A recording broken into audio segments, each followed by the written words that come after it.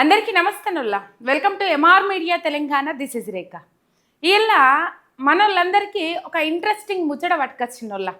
కాంగ్రెస్ నాయకుల ఆగడాలు ఎట్లున్నాయి, కాంగ్రెస్ ఎమ్మెల్యేల కొడుకుల ఆగడాలు ఎట్లున్నాయి, కాంగ్రెస్ ఎమ్మెల్యేల కొడుకులు దందాలు ఎట్లా చేస్తూ ఉన్నారు, కాంగ్రెస్ ఎమ్మెల్యేల కొడుకులు లంచాలు ఎట్లా తీసుకుంటా ఉన్నారు అంటే, ఇది వరంగల్కు సంబంధించి అధికార పార్టీ కాంగ్రెస్ ఒక ఎమ్మెల్యే కొడుకుకు సంబంధించిన ముచ్చట.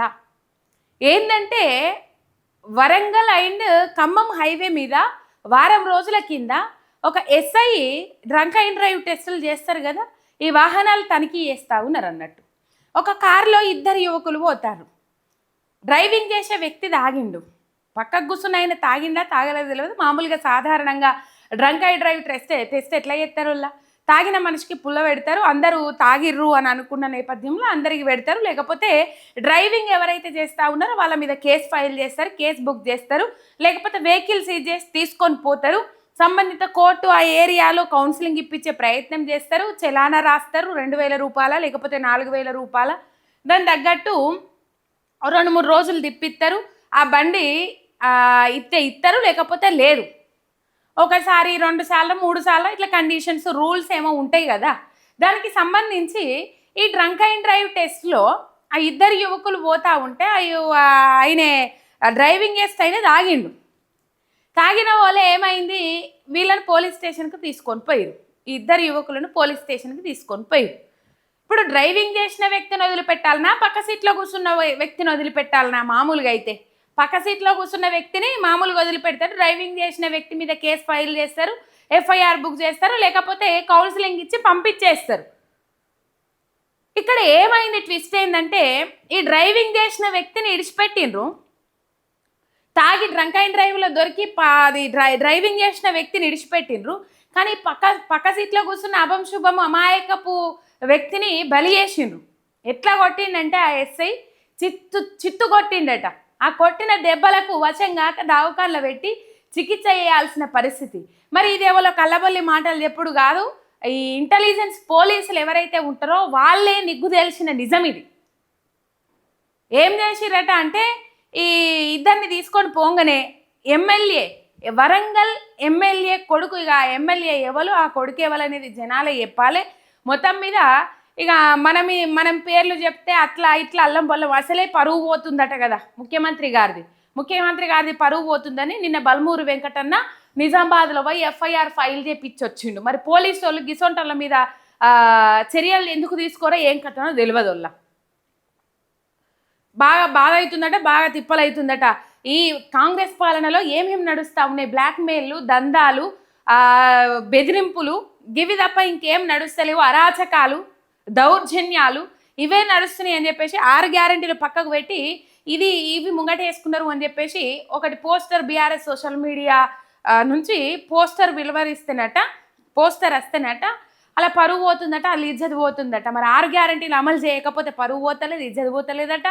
మల్లికార్జున ఖర్గే కాడికెళ్ళి ఇక రాదు కాంగ్రెస్ సర్వనాశనం అయిపోయింది తెలంగాణలో అని అంటే మాత్రం ఇజ్జత్ పోతలేదట, పోస్టర్లతోనే ఇజ్జత్ పోతా ఉన్నదట. అందుకే ఎమ్మెల్యే పేరు చెప్తలేను, ఎమ్మెల్యే కొడుకు పేరు చెప్తలేను, మీరే కింద కామెంట్లలో పెట్టుండ్రి.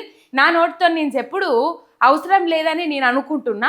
మొత్తం మీద కాంగ్రెస్ ఎమ్మెల్యే కొడుకు 4 లక్షల లంచం తీసుకొని 4 లక్షల రూపాయల లంచం తీసుకొని ఇంతకు దిగజారుతారని అనుకోలే.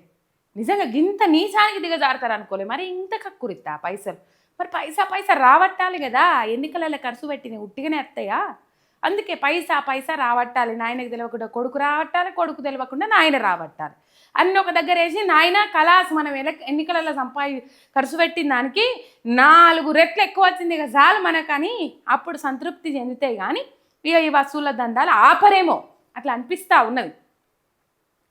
మొత్తం మీద ఆ స్థానిక వరంగల్ ఎమ్మెల్యే కొడుకు ఈ పోలీస్ స్టేషన్కి ఫోన్ చేసిండట. ఫోన్ చేసి ఆ డ్రైవింగ్ చేసిన వ్యక్తి ఎవరైతే ఉంటారో ఆయన విడిచిపెట్టమనంటే తీసుకుపోయిన కొద్దిసేపటికే ఆ డ్రైవింగ్ చేసిన వ్యక్తిని విడిచిపెట్టిండ్రట.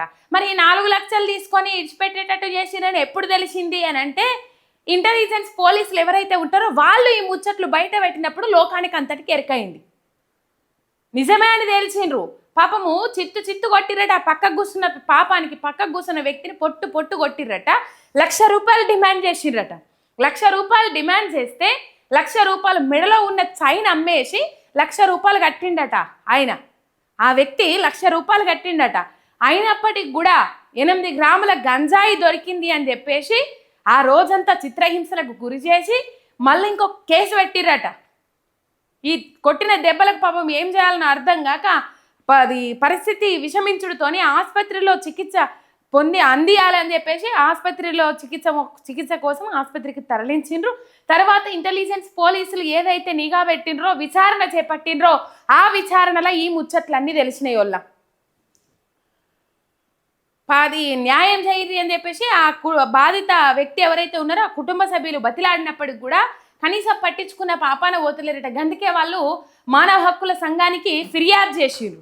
ఇక మరి ఎన్హెచ్ఆర్సీ ఏం చేస్తుంది ఏం కథ చూద్దాం. కానీ మొత్తం మీద 1,00,000కు 2,00,000కు ఇట్లా లంచాలు తీసుకుంటా తప్పించుడు, నిందితులను తప్పించుడు, అమాయకులను బలి చేసుడు, ఇదేనా తతంగం నడిపిస్తున్నది?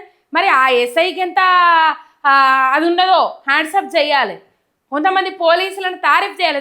ఈ వ్యవస్థ చక్కగా నడుస్తుందంటేనే పోలీసు వాళ్ళు ఉన్నారు అన్న ధైర్యంతో ఇక ఆ పోలీసులే భ్రష్టు పట్టేటట్లు చేస్తే మళ్ళీ ఆ ఇంటెలిజెన్స్ పోలీసులే కదా బయట పెట్టింది. అందుకే చెప్పిన కొంతమంది పోలీసులు మంచోళ్ళు ఉండబట్టికే పోలీసులు ఉన్నారనే నమ్మకంతోనే ధైర్యంతోనే ఈ వ్యవస్థ అంతో కొంత మంచిగా నడుస్తూ ఉన్నది. గిసొంటి పోలీసులు చేయబట్టి ఇంకా ఆగమైపోతా ఉన్నది. మరి ఆ పోలీసుకి ఐఎస్ఐకి ఏం బెదిరింపులకు గురి చేసిర్రో ఏం కథనో 4 లక్షలు తీసుకొని కథం డ్రంక్ అండ్ డ్రైవ్లో దొరికిన వ్యక్తిని తప్పించిర్రు. పాపం అమాయకంగా పక్కకు కూర్చున్న వ్యక్తి మీద పొట్టు పొట్టు కొట్టిర్రు. పోలీసు దెబ్బలు దారలేక మూర్ఛ సొమసిల్లి పడిపోయిండట ఆయన. పోలీసు దెబ్బలు మామూలుగానే ఉంటాయా? ఇలా కొట్టిన ఎప్పటికో ప్రభావం చూపెడతాయట. ఘోరమైన పరిస్థితి, నడవలేని సిచ్యువేషన్లు ఉంటాయి. ఈ సిచ్యువేషన్ కనబడతా ఉన్నది. అందుకే ఇంట్రెస్టింగ్ ముచ్చట అన్న కాంగ్రెస్ నాయకుల కొడుకులు, కాంగ్రెస్ నాయకుని ఎమ్మెల్యే కొడుకు, సిట్టింగ్ ఎమ్మెల్యే కొడుకు ఇంత నీసానికి దిగజారినరో మీరు చూడుండ్రి. ఏమి లేదల్లా సంపాదించుకోవడానికి అధికారంలోకి వచ్చిండ్రు, బొజ్జలు మొత్తం నింపుకుంటాన్రు. వాళ్ళ కిట్టీలు ఏవైతే ఉంటాయో, వాళ్ళ సందుగలు ఏవైతే ఉంటాయో, వాళ్ళ బీర్వాలు ఏవైతే ఉంటాయో అవన్నీ నింపుకుంటారు. కానీ ప్రజలకు మంచి చేద్దామని అంటలేరు. మీదికెళ్ళి ఇట్లా అమాయకమైన ప్రజలను బలి చేసుకుంటా ముందడికి పోతా ఉన్నారు. ఇది కథ. ఒక్క సబ్స్క్రైబ్ చేసుకొని సపోర్ట్ చేయండి. మీ ఎంఆర్ మీడియా తెలంగాణ శనార్థి.